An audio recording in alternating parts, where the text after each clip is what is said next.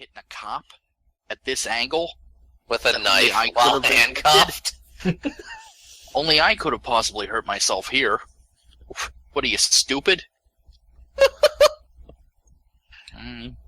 Got me there, Magnata. How about you, Ryan? It was probably for me the I guess the part where like he's talking to that receptionist that's kind of like halfway hitting on him. I remember you lost it when fucking she was like, "Oh, your girlfriend? Yeah, she's recovering down the hall there. Make her right. She's right at the end." And Quinlan's like, "Okay, thanks." He's about to go, and then she goes, "Tell me if she croaks." Like you couldn't believe that shit. Yeah, I believe it. like she was definitely thirsty for that, English teacher booty. Don't tell Was she your Lorelai. favorite character, Ryan? Just the Yeah, reception. I think so. Yeah. Thought she was a thirsty bitch. Do me like a rotisserie chicken.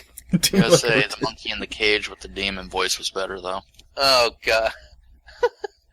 Oh, kill, death. Ah. Who the fuck would buy the dying screams of monkeys, though? Like, what the fuck? I've done it. Okay. I mean, I haven't bought it, but I've gotten a few. Uh, Don't ask why. but, gosh, my favorite moment.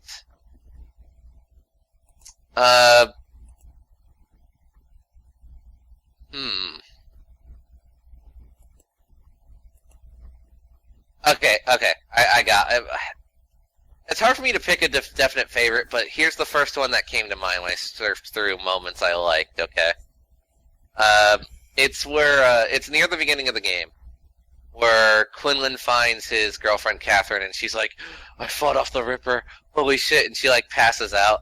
And now in any other type of movie deal, this would be like a big no type deal, like, no, how could you do this? Instead, Quinlan just goes, fuck! Like, I thought that was pretty great.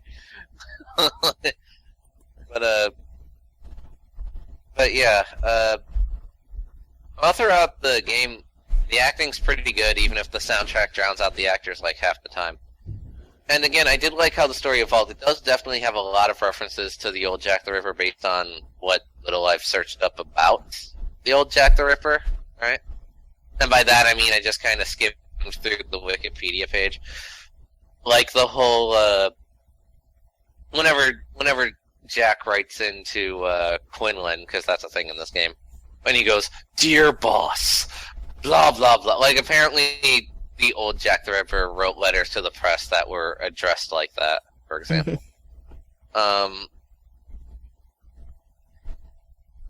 And, again, I just thought it was very intriguing. That said, though, do you guys agree with me that, and again, spoiler alert for people not in the know, so sorry about the late warning, but you should be used to this by now. Do you guys agree that they should have just not even bothered with the multiple anything, and they should have just had it be Catherine? No. Really? I still think Magnata already make more sensible choices. I think Catherine makes the most sense. I don't, because then her mother died solely because, well, what the fuck? Oh, Well, wait, no. What's her face? No, because see, that's the thing.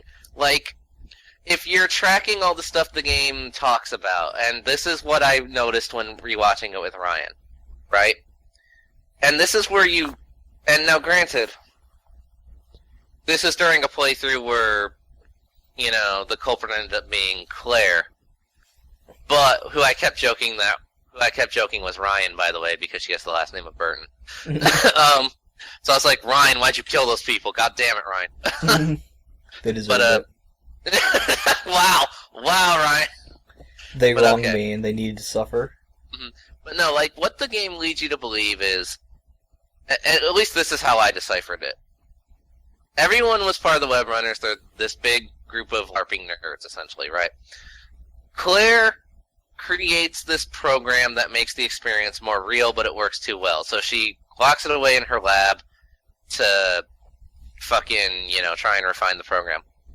Then either Magnata or Eddie, depending on your viewpoint, steals the code and goes in to try and kill Claire because of the love triangle thing.